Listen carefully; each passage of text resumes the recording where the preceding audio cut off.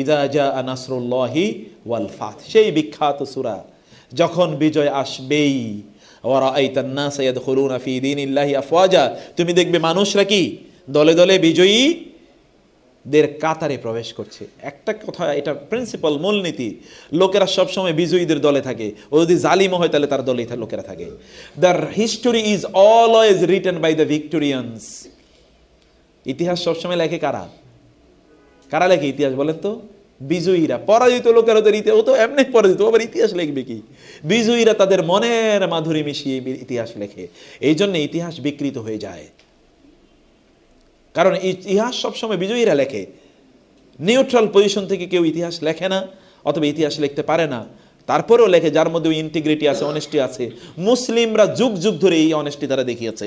এই জন্য এই পৃথিবীর ইতিহাস শুধুমাত্র মুসলমানদের কাছে নিরাপদ, আর কারো কাছে নিরাপদ না, আর কারো কাছে নিরাপদ না।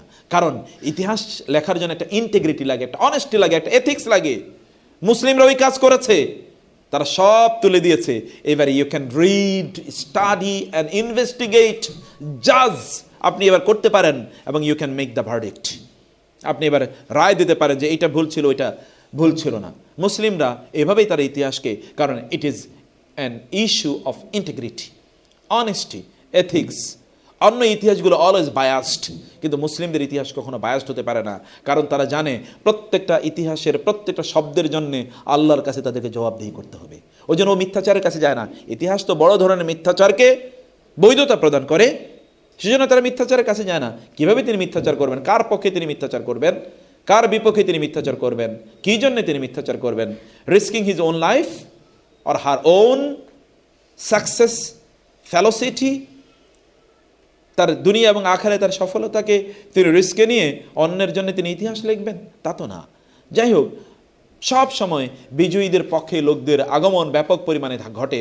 ওয়ারাআইতান নাসা ইয়াদখুলুনা ফি দীনিল্লাহি আফওয়াজা, আপনি দেখবেন বিজয় যখন আসবেই তখন মানুষরা দলে দলে কি হবে, তারা ইসলামে প্রবেশ করবে। এখন আপনার কাজ কি? বিজয়ীতে আপনি হয়ে গেলেন, ফাসাব্বিহ বিহামদি রাব্বিকা ওয়াস্তাগফির, বেশি বেশি তাসবিহ, বেশি বেশি তাসবিহ, বেশি বেশি সুবহানাল্লাহ, বেশি বেশি আলহামদুলিল্লাহ, বেশি বেশি আল্লাহু আকবার, বেশি বেশি করা।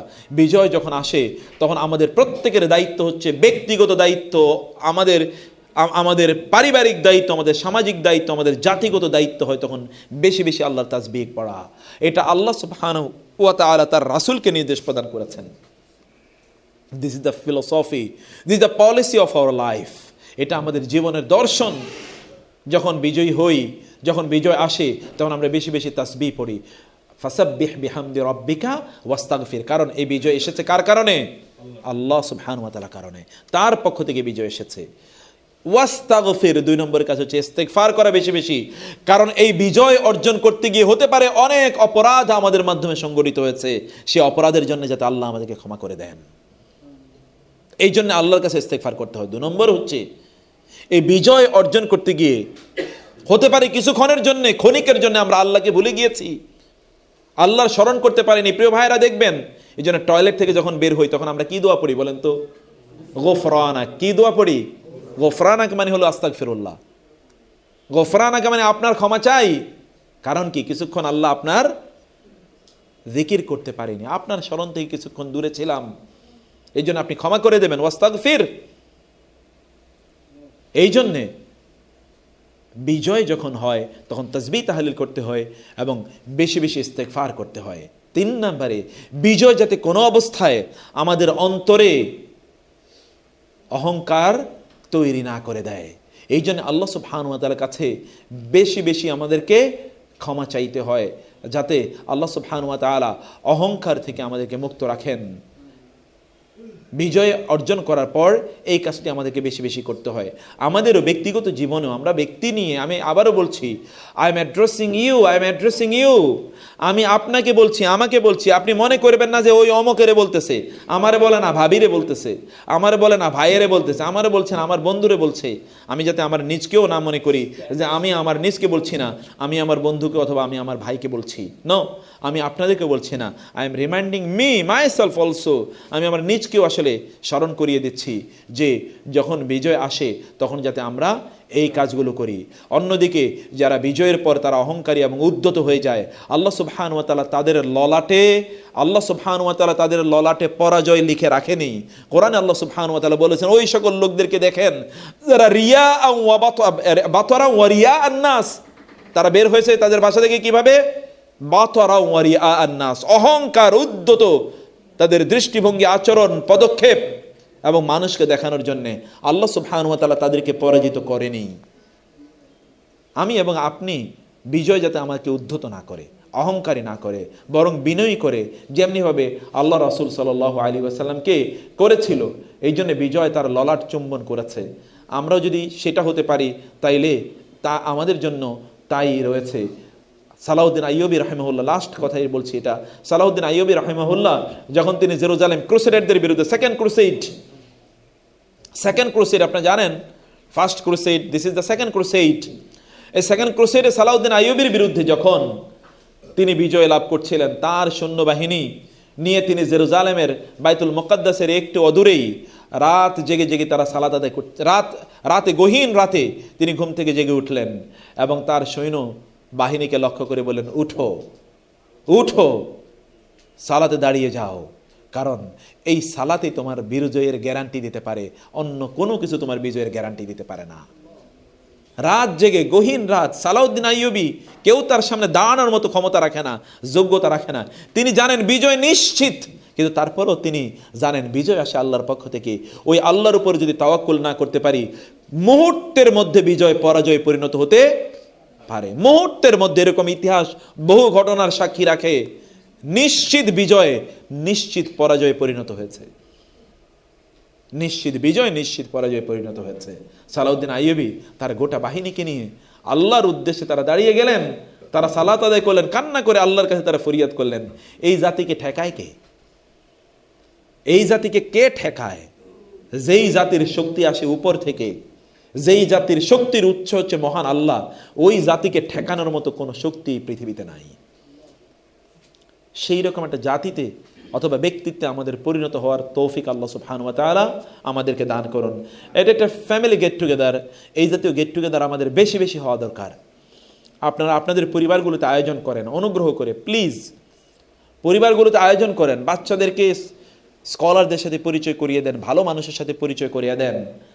বাচ্চাদেরকে দেখান এই হচ্ছে আমাদের লাইফস্টাইল, এইরকম একটা সমাজ বা ফ্যামিলি আমরা মেনটেন করতে চাই, এমন স্বপ্ন আমরা দেখতে চাই, এমন জাতি আমরা গঠন করতে চাই। বাচ্চাদেরকে এরকম স্বপ্ন দেখানো অথবা নিজেরা এইভাবে স্বপ্ন দেখা, এটা একটা মোটিভেশন। এই মোটিভেশন আমাদের নেওয়া দরকার এই জাতীয় গ্যাদারিংয়ের মাধ্যমে।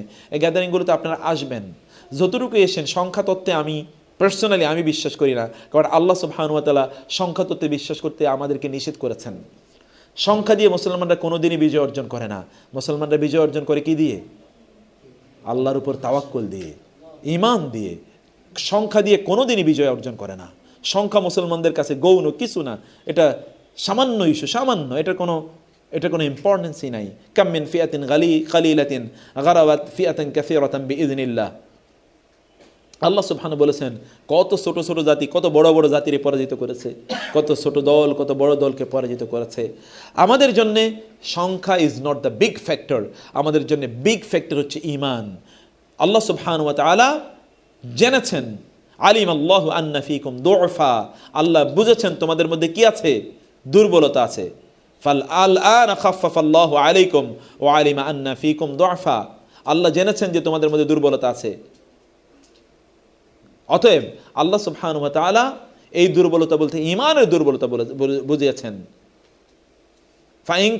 তারপরে যদি তোমাদের মধ্যে 20 সাবিরুনা, এর আগে ছিল যে ইয়াগলিবু মিআতাইন, এখন হচ্ছে তোমাদের যদি 1:2 একজন দুজনের সাথে তোমরা পারবে।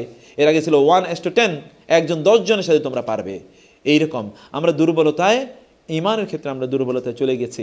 ঈমান একটা অ্যামেন্ডমেন্ট দরকার, ঈমান একটা মেন্ডিং দরকার। আমাদের ঈমানকে আমাদের পরিশীলিত করা দরকার, এবং এই জাতীয় গ্যাদারিং সেই পরিশীলন অথবা রেইনফোর্সমেন্টের, তাকে শক্তিশালী, তার স্ট্রেংথেনিংয়ের কাজ করে থাকে।